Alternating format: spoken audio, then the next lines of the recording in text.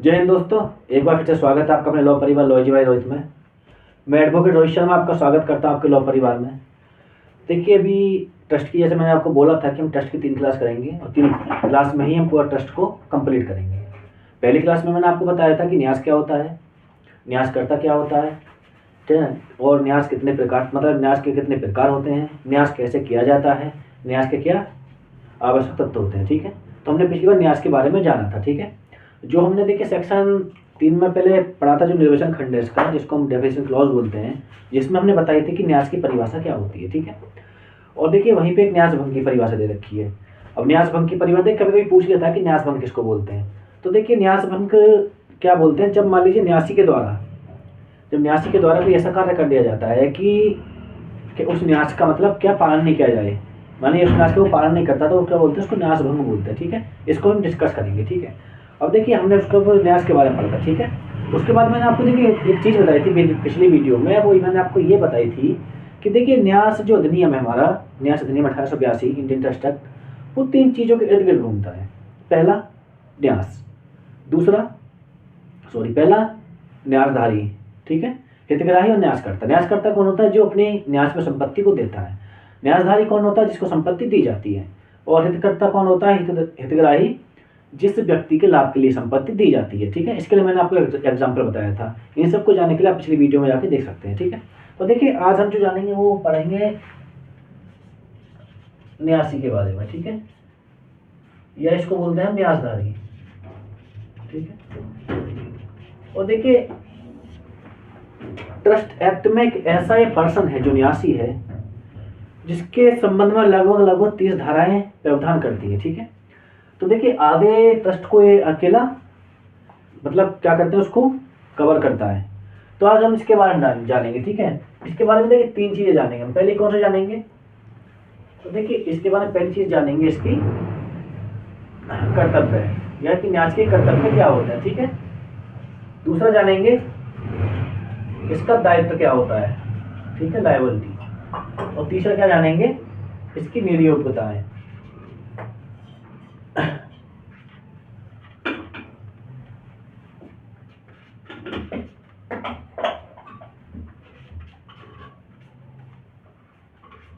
इसकी नियोग्यताएं यानी कि नियोग्यताएं। ठीक है, 3 चीज के बारे में हम इसके बारे में आज जानेंगे। ठीक है, तो देखिए बिना कोई देरी किए सीधा इसको डिस्कस करते हैं। ठीक है, देखिए न्यास के कर्तव्य क्या होते हैं। जब, जैसे मैंने आपको पिछली वीडियो में बताया था कि जब एक न्यासकर्ता के द्वारा किसी न्यास का सृजन कर दिया जाता है, ठीक है, जब एक न्यासकर्ता के द्वारा किसी न्यास का सृजन कर दिया जाता है तो वहाँ पे क्या होता है, तो देखिए वहाँ पे वो संपत्ति जब न्यासी को दी जाती है। ठीक है, जब न्यासी को दी जाती है तो देखिए न्यासी के कुछ कर्तव्य होते हैं कि उस संपत्ति को कैसे खर्च करेगा, किस प्रकार उसका मतलब परीक्षण रक्षण करेगा। ठीक है, तो वो सब किस में आ जाती हैं, वो जो आपका जो ट्रस्टी होता है उसकी ड्यूटी बताई गई है कि उसकी क्या क्या ड्यूटी उस संपत्ति के संबंध यानी उस न्यास के संबंध में होगी। ठीक है, जैसे देखिए अगर मैं कर्तव्य की बात करूं तो न्यासी के जो कर्तव्य दिए गए हैं वो सेक्शन 11 से 22 तक, ठीक है, यानी कि धारा 11 से 22 तक न्यासी के कर्तव्य के बारे में प्रावधान किया गया है। ठीक है, तो देखिए इसका पहला जो कर्तव्य है वो क्या है,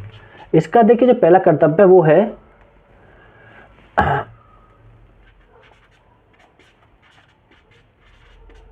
निर्देश के अनुसार निष्पादन। ठीक है, यानी कि निर्देश के अनुसार निष्पादन। इनको देखो सबको हम थोड़ा थोड़ा बाद में समझेंगे, पहले मैं इसके कर्तव्य लिख देता हूँ। दूसरा क्या है, तो देखिए इसका दूसरा जो कर्तव्य है वो है कब्जा। तीसरा स्वत्व की रक्षा।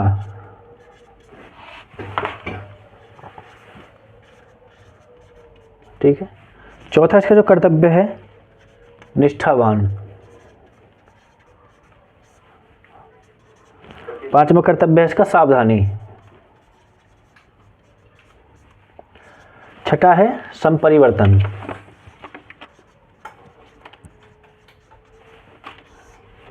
सात निष्पक्ष। आठ हो गया इसका अपव्यय। 9 हो गया इसका लेखा जोखा।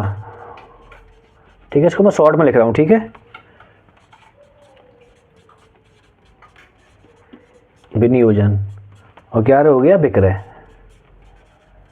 ठीक है, अब देखिए ये 11 से 22 तक में न्यासी के कर्तव्य यानी ड्यूटी बताई गई है। ठीक है, पहली ड्यूटी से क्या बताई गई है, देखिए पहली ड्यूटी ये बताई गई है कि जैसा उसको निष्पादन विलेख में, यानी कि जो न्यास विलेख होता है जिसके द्वारा न्यास का सर्जन किया जाता है, उसमें न्यासकर्ता ने उसको जो निर्देश दिए हैं कि आपको न्यास का निष्पादन ऐसे ऐसे करना है। ठीक है, तो उसी प्रकार उसको न्यास का निष्पादन करना पड़ेगा। ठीक है, यानी कि जो धारा 11 है,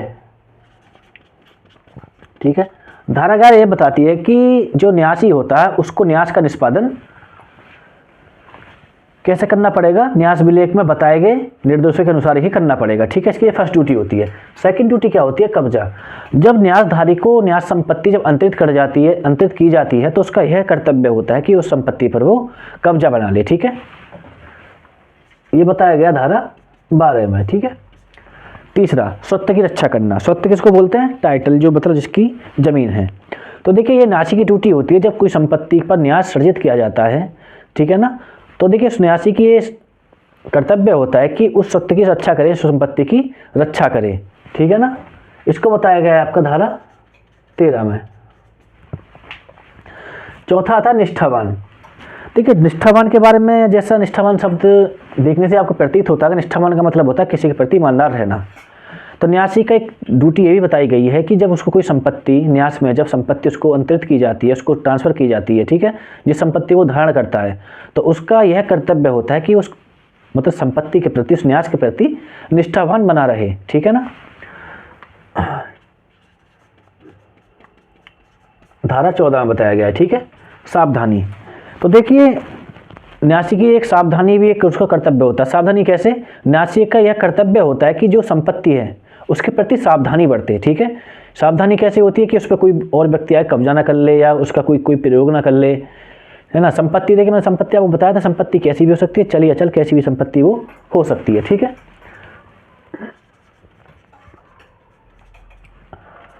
संपरिवर्तन, धारा 16। अगर देखिए न्यासी को जो संपत्ति दी जाती है न्यास में, उसको लगता है कि संपत्ति जल्द नष्ट होने वाली है, संपत्ति खराब हो सकती है, संपत्ति को ज़्यादा नहीं रखा जा सकता, तो उसको क्या करना चाहिए, उस संपत्ति को बेचकर अन्य संपत्ति में उसको परिवर्तित कर लेना चाहिए। ठीक है, मान लीजिए कोई ऐसी संपत्ति है जल्दी नष्ट होने वाली है, तो उसको बेचकर उसकी जगह कोई संपत्ति ले ले, उसको धन के रूप में रख ले, किसी भी प्रकार उस संपत्ति को मतलब संपरिवर्तन उसका कर ले। तो यह भी एक न्यासी की ड्यूटी बताई गई है। ठीक है, निष्पक्ष। देखिए न्यासी का ये सबसे बड़ा कर्तव्य होता है निष्पक्ष रहना। ठीक है ना, इसी के द्वारा क्या होता है, न्यास भंग होता है। यानी कि न्यासी को क्या होना चाहिए, न्यास संपत्ति के प्रति उसको मतलब निष्पक्ष होना चाहिए हितग्राहियों के प्रति। मान लीजिए अगर वो हितग्राही के प्रति निष्पक्ष नहीं है तो क्या होगा वहाँ पे, तो उसकी वो वहाँ पे क्या करता है, कर्तव्य का उल्लंघन करता है। ठीक है ना, तो यहाँ बताया गया है कि न्यासी को हितग्राहियों के प्रति क्या होना चाहिए, उसको निष्पक्ष होना चाहिए। ठीक है ना, उसको सिर्फ हितग्राही के संदर्भ में ही बात करनी चाहिए, न्यासकर्ता के संदर्भ में, इसके सिवा इसको किसी और के संदर्भ में बात नहीं करनी चाहिए। ठीक है, धारा 18 में बताया गया अपव्यय, यानी कि वो संपत्ति का अपव्यय नहीं करेगा, यानी उसको बेवजह खर्च नहीं करेगा, किसी अलग मतलब दूसरे काम में नहीं लगाएगा, उसका मतलब फिजूल खर्ची उसकी नहीं करेगा। ठीक है, धारा 19 लेखा जोखा। एक देखिए न्यासी का कर्तव्य बताया गया है कि वह किसी संपत्ति के संबंध में उसका लेखा जोखा बना के रखेगा, और जब भी हितग्राही उसकी मांग करेगा, यानी हितग्राही कौन होता है, जो संपत्ति से लाभ प्राप्त करेगा, जब भी हितग्राही उसकी मांग करेगा तो वह उसको दिखाएगा। ठीक है, तो यानी कि उसका लेखा जोखा बनाने का कर्तव्य भी न्यासी का होता है। ठीक है, विनियोजन। देखिए संपत्ति का विनियोजन इस प्रकार से करेगा कि संपत्ति में हमेशा वृद्धि होती रहे। ऐसा नहीं कि मान लीजिए उसको संपत्ति दे दी जाती है, संपत्ति हमेशा घटती जा रही है, उसका ह्रास होता जा रहा है, उसको कुछ इस प्रकार विनियोजन करना चाहिए संपत्ति का कि संपत्ति में हमेशा वृद्धि होती रहे। ठीक है, ये एक ड्यूटी बताई गई है किसकी, न्यासी की, धारा 20 और 21 में। अब देखिए विक्रय। विक्रय कैसा होता है, विक्रय का मतलब ये नहीं कि वह संपत्ति को बेच दें। अगर न्यासी को कोई अगर न्यासी को जो आपका न्यास विलेख होता है उसमें कोई उसको ड्यूटी बताई गई है, उसको निर्देश दिया गया है कि जब भी जरूरत पड़े तो संपत्ति को आप विक्रय करके जो हितग्राही हैं उनके ऋणों का भुगतान कर सकते हैं, उनके हित के लाभ के लिए लगा सकते हैं। ठीक है, तो वह संपत्ति का विक्रय करके उनके हित के लाभ के लिए उसको लगा सकता है। ठीक है, तो यह कर्तव्य भी किसका बताया गया है, ये कर्तव्य भी न्यासी का बताया गया है। ठीक है। तो देखिए धारा 11 से 22 तक में क्या बताया कि न्यास के कर्तव्य बताए गए हैं, ठीक है। 110 तक में क्या बताया गया था, 110 तक में हमने अब देखिए न्यास के बारे में पढ़ा था ना, न्यास का सृजन कैसे होता है, न्यास के लिए क्या क्या आवश्यक चीज़ें हैं, क्या क्या उसके आवश्यक तथ्य हैं, ठीक है। लेकिन न्यासी के जो कर्तव्य बताए गए हैं वो धारा 11 से 22 तक में बताए गए हैं, ठीक है। इसके बाद आता है कि देखिए न्यासी के क्या क्या दायित्व होंगे। तो देखिए न्यासी के जो दायित्व बताए गए हैं वो धारा 23 से 30 तक बताए गए हैं, ठीक है। यानी न्यासी के जो कर्तव्य होते हैं तो न्यासी के दायित्व भी होंगे। दायित्व कैसे कैसे होते हैं, जैसे कि मान लीजिए पहला दायित्व होता है उसका, देखिए कौन सा, विश्वास भंग के लिए दायित्व, ठीक है, विश्वास भंग के लिए दायित्व। दूसरा होता है ब्याज भुगतान करने का दायित्व।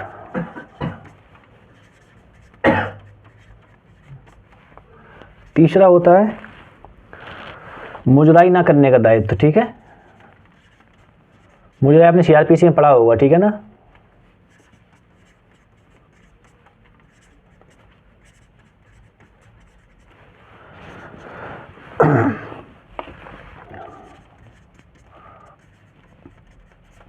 पूर्व न्यासी द्वारा किए गए कार्य के लिए दायित्व।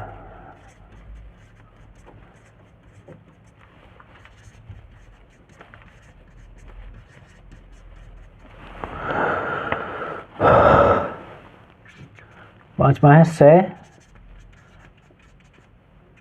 न्यासधारी द्वारा विश्वास भंग के लिए दायित्व, ठीक है। छठा आता है सह न्यासधारी से पृथक दायित्व।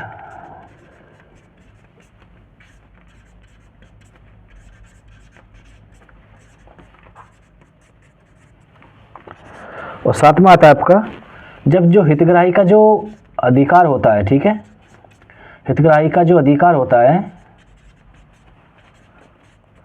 वो सरकार के पक्ष में क्या हो,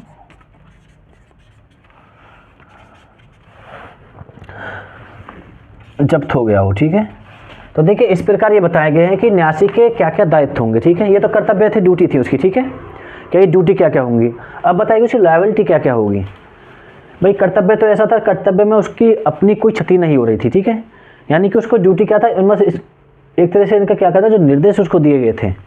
जैसा कि देखिए कर्तव्य निर्देश से चालू होता है, जो धारा 11 में बताया गया है कि जब न्यासकर्ता ने न्यास विलेख में उसको कोई निर्देश दिया है कि संपत्ति का निष्पादन तुम इस प्रकार करोगे तो उसको उसके निर्देश के अनुसार ही कार्य करना पड़ेगा, ठीक है। उसी प्रकार उसको दायित्व जोड़ दिए गए, जैसे कब्जा करने का दायित्व संपत्ति पर, उसके स्वत्व की रक्षा करने का कर्तव्य उसका हो गया, संपत्ति के प्रति निष्ठावान बना रहेगा, ठीक है ना, सावधानी बरतेगा संपत्ति के प्रति, संपत्ति नष्ट होगी तो उसको परिवर्तित कर और संपत्ति परिवर्तित कर देगा, हितग्राहियों के प्रति निष्पक्ष रहेगा, संपत्ति को फिजूली खर्ची नहीं करेगा, लेखा जोखा बना के रखेगा उसका, ठीक है ना, संपत्ति में वृद्धि हो ऐसा उसको कार्य करेगा क्या, और संपत्ति के लाभ के लिए संपत्ति के विक्रय करेगा। ये उसके कर्तव्य बताए गए थे, ठीक है।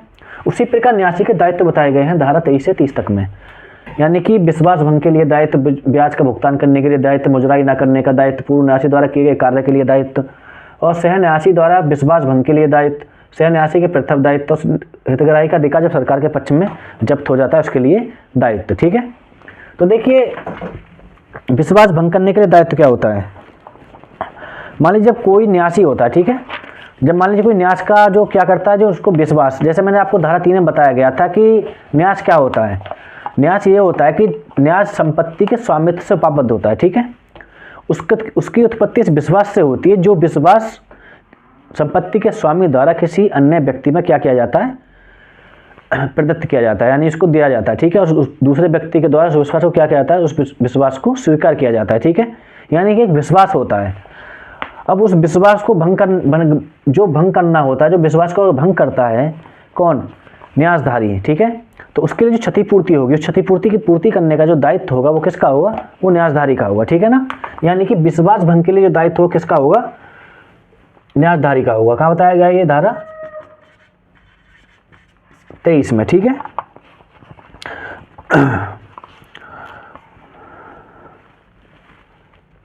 दूसरा ब्याज का भुगतान। देखिए न्यास, मान लीजिए धारा 24,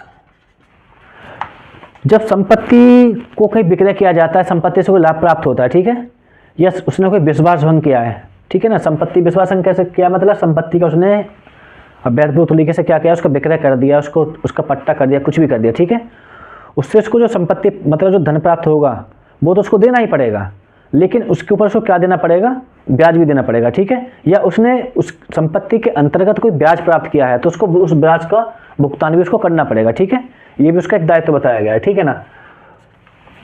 एक मुजराई ना करने का दायित्व।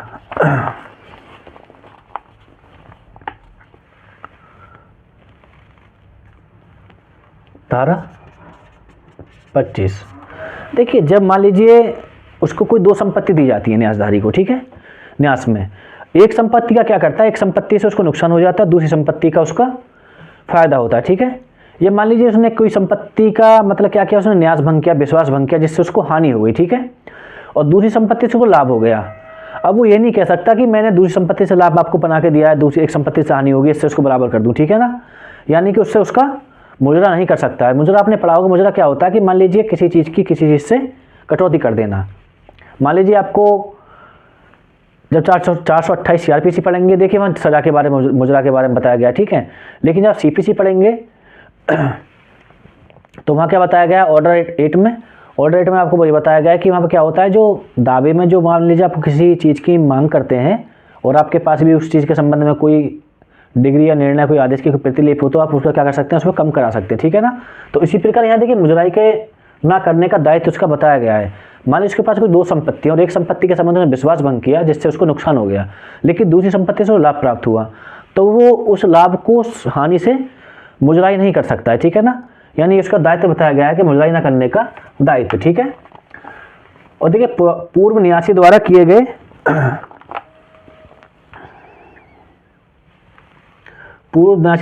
कार्य के लिए दायित्व। देखिए पूर्व न्यासी ने जो भी कार्य किए थे, ठीक है, चाहे वो अच्छे किए हों बुरे किए हों, उन कार्यों के प्रति जो वर्तमान में न्यासी होगा उसका कोई दायित्व नहीं होगा, यानी उसके पूर्व न्यासधारी के द्वारा किए गए कार्यों के लिए न्यासी का कोई दायित्व नहीं होता है, ठीक है।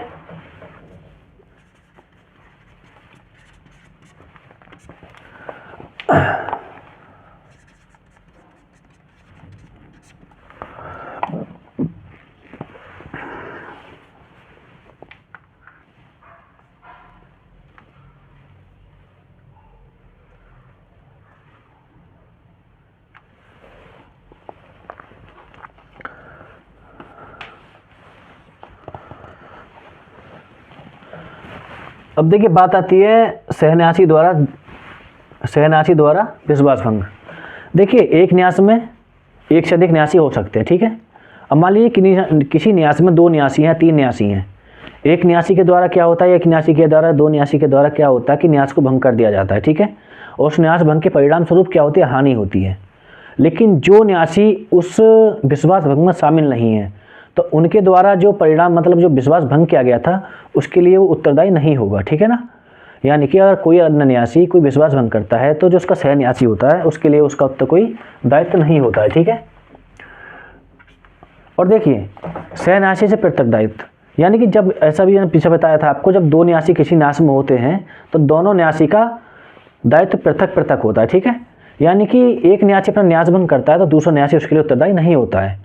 लेकिन देखिए न्यास के बारे में एक चीज़ बोली जाती है कि न्यास में कोई न्यासी जब कार्य करेगा तो वो जितने सहन्यासी होते हैं, जितने भी उसके न्यासी और होते हैं, उनकी सहमति से ही करेगा, नहीं तो अकेले वो कार्य नहीं करेगा। लेकिन अगर वो अकेले कार्य करता है तो उसके लिए सहन्यासी क्या होंगे, जिम्मेदार नहीं होंगे, ठीक है ना। यानी सहन्यासी से उसका पृथक दायित्व होता है, ठीक है।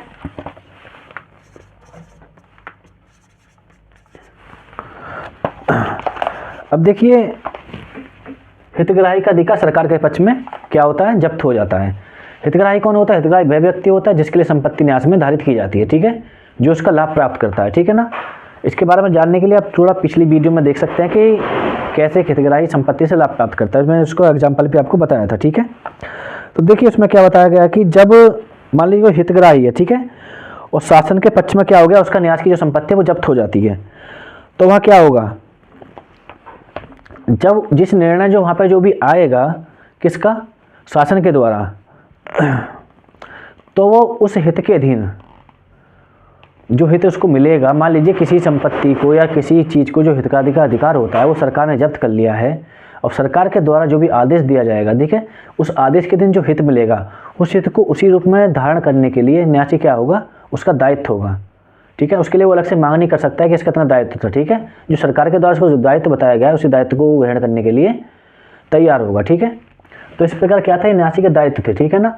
यानी कि 11-22 से धारा 11 से 22 तक उसके कर्तव्य बताए गए और 22 से 30 तक क्या बताए गए, उसके दायित्व बताए गए, ठीक है। अब देखिए निर्योग्यताएं। निर्योग्यताएं क्या होती हैं, यानी कि जो व्यक्ति किसी काम को नहीं कर सकता, ठीक है, यानी कोई व्यक्ति किसी काम को करने के लिए असमर्थ होता है, अयोग्य होता है, तो उसको क्या बोलते हैं, उसकी निर्योग्यताएं बोलते हैं, ठीक है। इसी प्रकार देखिए धारा 46 से 54, धारा 46 से 54, धारा 46 से 54 जो न्यासधारी होता है उसकी निर्योग्यताओं के बारे में प्रावधान करती हैं, यानी कि न्यासी कौन कौन से कार्य नहीं कर सकता है, ठीक है। अब देखिए न्यासी कौन कौन से कार्य नहीं कर सकता है, इस बारे में क्या बताया गया, धारा 46 से 54 के बारे में बताया गया है, ठीक है। तो ऐसे देखिए बहुत से कार्य हैं। तो देखिए कौन कौन से कार्य नहीं कर सकता है। पहला कार्य कौन सा है, तो देखिए पहला कार्य है पद त्याग, ठीक है। दूसरा प्रत्यायोजन, तीसरा है अकेले कार्य नहीं,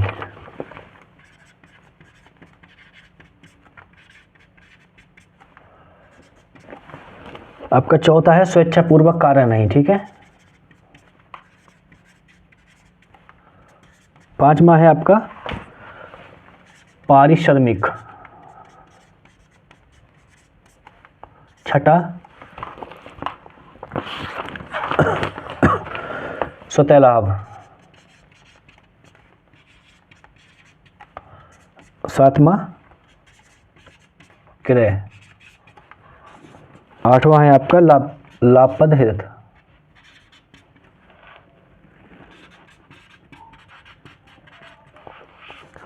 और 9 है उधार नहीं, ठीक है। यानी कि धारा 46 से 54 न्यासी की नियोग्यताओं के बारे में बात करती है, ठीक है।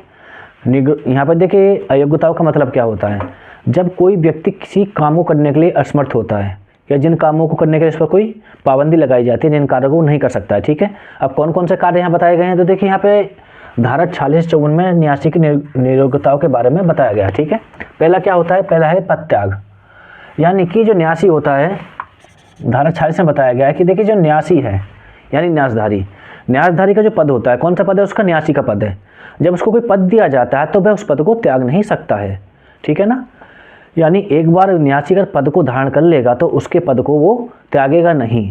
लेकिन इसका एक अपवाद बताया गया, क्या बताया गया है, अगर देखिए हितग्राही सक्षम है और वह उसको अनुमति दे देता है तो वह पद को त्याग सकता है, ठीक है। या न्यास विलेख में उसके पद त्याग करने के बारे में कोई प्रावधान कर दिया गया है तो वो अपने पद को त्याग सकता है, या न्यायालय ने उसको कोई अनुमति दे दी है तो पद को वो त्याग सकता है, ठीक है।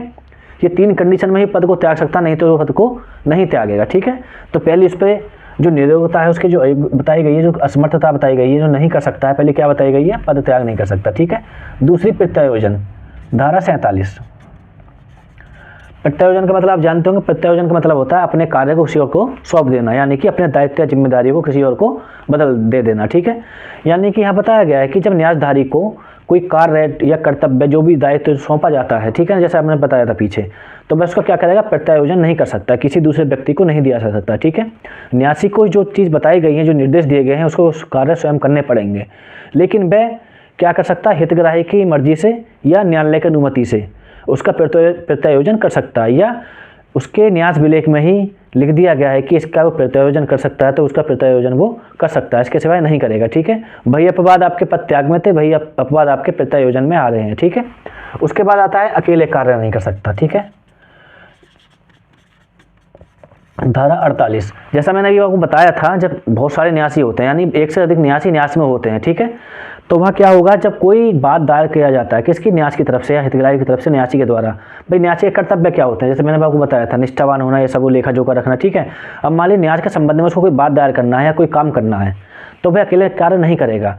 अगर उसमें एक से अधिक न्यासी हैं तो उसको क्या करना पड़ेगा, उसको सभी न्यासियों की सहमति से ही कोई कार्य करना पड़ेगा। ठीक है, इस संबंध में देखिए केस था, केस का नाम था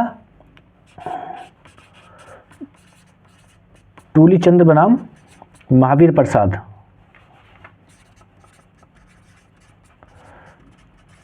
इसमें बताया गया था कि जब एक से अधिक न्यासी हो, ठीक है, तो उस न्यास के अंतर्गत कोई कार्य सभी न्यासियों की सहमति से ही किया जाएगा, कोई न्यासी अकेले कार्य नहीं कर सकता है। ठीक है, और जब अकेले कार्य वो कर जाता है तो बताया था कि उसके लिए जो अन्य न्यासी होता है कोई दायित्व तो नहीं होता है। ठीक है, धारा 49 यानी 49 क्या बोलते हैं, स्वेच्छापूर्वक।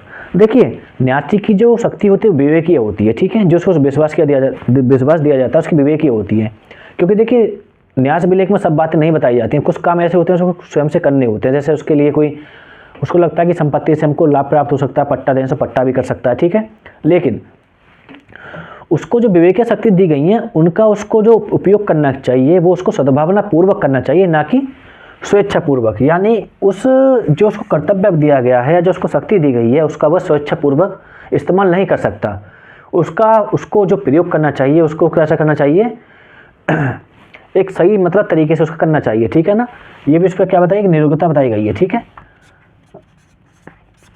धारा 50 बात करती है पारिश्रमिक की बात, यानी कि उसकी मजदूरी की बात। देखिए जब न्यासकर्ता के द्वारा जब न्यासी को कोई संपत्ति न्यास में दी जाती है तो वह उससे क्या करेगा, कोई पारिश्रमिक नहीं ले सकता है। ठीक है, लेकिन बस 2 स्थितियों पारिश्रमिक ले सकता है। कब ले सकता है, या तो न्यासकर्ता ने उसका पारिश्रमिक पहले से तय कर दिया है या न्यायालय ने उसके पारिश्रमिक को तय कर दिया है। इसके सिवाय वह उससे पारिश्रमिक नहीं लेगा। क्यों नहीं लेगा, इसके संबंध में देखिए केस था एक रॉबिन्सन बनाम पेंट। देखिए यहाँ लिख देता हूँ उसको, रॉबिन्सन वर्सेस पेंट। ठीक है, इस मामले में क्या बोला गया था, इस मामले में बोला गया था कि अगर संपत्ति से पारिश्रमिक लेने का न्यासी को अधिकार दे दिया जाएगा तो यह एक प्रकार से क्या होगा, संपत्ति नष्ट हो जाएगी। यानी कि जो न्यास की संपत्ति है उससे पारिश्रमिक लेने का अधिकार अगर न्यासी को प्रदान कर दिया गया तो बस क्या करेगा, न्यास की संपत्ति को नष्ट कर देगा। ठीक है, इसलिए एक बार बोला जाता है कि जो न्यासी होता है वो पारिश्रमिक नहीं ले सकता है, सिर्फ वो न्यायालय की अनुमति से ले सकता है जो उसका तय कर दिया जाएगा, या न्यास विलेख में जो न्यासकर्ता के द्वारा उसका पारिश्रमिक तय कर दिया जाता है उसी पारिश्रमिक को वो ले सकता है। अन्यथा उस संपत्ति से कोई न्यास से मतलब न्यास संपत्ति होती है उससे कोई पारिश्रमिक नहीं लेगा। ठीक है, धारा 51, तो धारा 51 बताइए स्वतः लाभ, यानी कि संपत्ति से जो लाभ होता है वह उसमें उस लाभ में मतलब क्या करेगा, उस लाभ में कोई मतलब अपने आप को प्रदान नहीं कर सकता, उस लाभ को स्वयं के लिए नहीं ले सकता, उसको वह लाभ हमेशा किसको देना पड़ेगा, हितग्राही को देना पड़ेगा। ठीक है, अब बात आती है देखिए 52, धारा 52 यानी 52 जो बात करते हैं वो क्रय की बात करते हैं, क्रय नहीं कर सकता। या नहीं होती, जो मान लीजिए एक न्यास में एक से अधिक न्यासी है या एक न्यासी है तो वह न्यासी या तो स्वयं को, ठीक है, या स्वयं की सहमति से या अन्य न्यासियों की सहमति से संपत्ति को क्रय नहीं कर सकता। यानी कि अगर कोई न्यासी उस न्यास की संपत्ति को क्रय करना चाहता है जिसको वह संपत्ति दी गई है तो वह उस संपत्ति को स्वयं के लिए क्रय नहीं कर सकता, खरीद नहीं कर सकता है। ठीक है, अगर एक से अधिक न्यासी हैं ठीक है ना, तो उनसे भी उसको नहीं खरीद सकता है। ठीक है ना, लेकिन हितग्राही अगर सक्षम होते उसको न्यासी को संपत्ति क्रय करने का अधिकार दे देता है तो वह संपत्ति को खरीद सकता है। ठीक है, लाभप्रद हित नहीं, देखिए कोई भी न्यासी किसी भी हितधारक का जो हितग्राही होता है उसका जो लाभप्रद हित होता है उसको भी क्रय नहीं कर सकता है। यानी कि कोई भी न्यासधारी किसी भी हितग्राही के लाभप्रद हित को ग्रहण नहीं कर सकता है। ठीक है ना, अब देखिए लास्ट धारा इसकी जो बताती है वो है 54 क्या बताती है, देखिए धारा 54 जो बताती है ये बताती है उधार, यानी कि न्यासधारी को जो संपत्ति न्यास में दी जाती है, ठीक है भाई, न्यासकर्ता की संपत्ति को न्यासधारी को क्या दिया जाएगा, उसको संपत्ति को धारण करेगा। न्यासधारी के नाम से ही प्रतीत होता है धारी, यानी धारण करने वाला। जब वो संपत्ति को धारण करता है तो उस संपत्ति से ना तो स्वयं को उधार ले सकता है और ना ही उस संपत्ति में से किसी अन्य व्यक्ति को उधार दे सकता है। ठीक है, तो ये थी देखिए नियोग्यताएं। और मान लीजिए देखिए मेंस के सवाल में क्वेश्चन कैसे बनेगा, मेंस में जो आपका क्वेश्चन बनेगा वो ऐसे बनेगा कि न्यासी से आप क्या समझते हैं, ठीक है, या न्यास से आप क्या समझते हैं, न्यासी की नियोग्यता बताइए, न्यासी कर्तव्य बताइए। ठीक है ना, तो देखिए आपको ये सब चीज़ें याद करनी पड़ेंगी क्योंकि देखिए मेंस में इतना सोचने समझने का हमारे पास वक्त नहीं होता, समय बहुत कम होता, क्वेश्चन बहुत ज़्यादा लिखने होते हैं। ठीक है, अब कुछ लोग कहते हैं कि देखिए क्या बोलते हैं कि सिलेक्शन में कुछ नसीब भी होता है, इस बात को हम भी मानते हैं। देखिए अगर आपको विश्वास है कि नसीब भी होता तो नसीब होता है, कहते हैं ना कि 97% मेहनत और 3% नसीब। कभी कभी ऐसा होता है नसीब काम नहीं करता, 1-2 नंबर से बच्चा रह जाता है, ठीक है। लेकिन इस बारे में एक बड़ी अच्छी बात बोली जाती है कि मान लीजिए आपका नसीब काम नहीं कर रहा, आप मेहनत बहुत कर रहे हैं, कुछ भी कर रहे हैं, ठीक है। अब देखिए कुछ लोग नहीं मानते, कुछ लोग बोलते हैं इसे मेहनत करनी चाहिए, कुछ लोग बोलते हैं कि नहीं नसीब भी काम करता है। तो देखिए सबका मानने का अपना नज़रिया होता है। कोई भगवान को मानता है, कोई नहीं मानता है। जो मानता है उसके लिए है, जो नहीं मानता उसके लिए नहीं है। तो नसीब भी देखिए, आप मानते हैं नसीब तो नसीब होता है, और नहीं मानते हैं तो नहीं होता है, ठीक है ना। क्योंकि देखिए एक अब्दुल कलाम ने एक बात बोली थी कि आप अपना भविष्य तो नहीं बदल सकते हैं, ठीक है, लेकिन अपनी आदतें बदल सकते हैं, और आपकी आदतें आपका भविष्य बदल देंगी। ये बात अब्दुल कलाम के द्वारा बोली गई थी कि आप अपना भविष्य नहीं बदल सकते हैं, लेकिन आपकी जो आदतें हैं उनको आप बदल सकते हैं, और आपकी आदतें ही आपका भविष्य बदल देंगी। तो इसलिए मैं कहता हूँ कि अपनी आदतों को ऐसा बनाइए कि जिससे आपको भविष्य में कोई परेशानी ना हो। अब देखिए कुछ लोग भविष्य जानने के चक्कर में पड़े रहते हैं, भविष्य जानेंगे नहीं जानेंगे। तो देखिए भविष्य कुछ लोग बताते हैं, ठीक है ना। अब देखिए भविष्य के बारे में आपको एक अच्छी बात बताऊँ। भविष्य के बारे में 3 चीज़ बोली जाती है। मान लीजिए आप किसी के पास अपना भविष्य देखने जाते हैं, ठीक है, तो 3 मोटी मोटी बात, वैसे बहुत सारी बातें होती है लेकिन आपको मैं 3 मोटी मोटी बातें बता रहा हूँ। मान लीजिए कोई युवा अवस्था है, यानी कोई युवा वर्ग का लड़का है, अगर जाता है तो आप उससे बोल दीजिए कि भाई तुझको प्यार नहीं मिला। तो देखिए आजकल एक युवावस्था ऐसी है कि हर बच्चे को ये लगता है कि भाई मुझको प्यार नहीं मिला, ठीक है ना। भाई युवावस्था में प्यार किसी को मिलता ही नहीं सच्चा, तो उस बात को सच मान लेगा वो आपको, मतलब आपका मुरीद हो जाएगा, ठीक है। अब मान लीजिए कोई व्यक्ति आता है, धनवान व्यक्ति, और वो आप उससे बोल दीजिए कि आपने धन तो बहुत कमाया लेकिन इस हिसाब से आपको यश नहीं मिला, तो वो इस बात को मान लेगा कि हाँ यार इस हिसाब से जैसे धन है मेरे पास, मुझको इज्जत नहीं मिली है, ठीक है ना। वो भी आपका मुरीद हो जाएगा। अब मान लीजिए कोई बूढ़ा आता है तो उससे बोल दीजिए कि आपने ज़िंदगी में सबके लिए सब कुछ किया लेकिन आपका एहसान किसी ने नहीं माना, कोई कृतज्ञ नहीं हुआ इससे, ठीक है ना, आपका एहसान किसी ने नहीं माना, तो वो भी इस बात को मान लेगा। क्योंकि कुछ घटनाएं ऐसी होती हैं जो हर व्यक्ति के जीवन में घटती हैं। एक युवावस्था में प्यार बहुत मुश्किल से मिलता है। अगर युवा को प्यार मिल ही जाएगा तो वो फिर युवा होगा ही क्यों। ये भी एक समस्या का मतलब ये प्रश्न है, ठीक है ना। अगर धनवान व्यक्ति से बोल दीजिए, बूढ़े से व्यक्ति से बोल दीजिए, ठीक है ना, तो एक ऐसी घटना है मतलब हर व्यक्ति के जीवन में घटती है। तो मैं आपसे बस नहीं कहूँगा कि बस मेहनत करते रहिए, ठीक है, मेहनत का फल जरूर मिलता है। कहावत है मेहनत करते रहिए, उसका फल जरूर मिलेगा, चाहे देर से मिले, ठीक है ना। देर आए दुरुस्त आए, जब उठे जभी सवेरा, ठीक है ना। तो मेहनत करते रहिए, मेहनत का फल कभी बेकार नहीं जाता है। आज बस इतना ही था, और अगली वीडियो में हम न्यास को पूरा ख़त्म कर देंगे, समाप्त कर देंगे। कुछ हमारे टॉपिक बचे हैं जिसको हम अगली नेक्स्ट वीडियो में डिस्कस करेंगे। आज के लिए बस इतना ही था। अगर वीडियो आपको पसंद आई हो तो वीडियो को शेयर करिए, लाइक करिए एंड कमेंट करिए, और चैनल को सब्सक्राइब करिए। जय हिंद।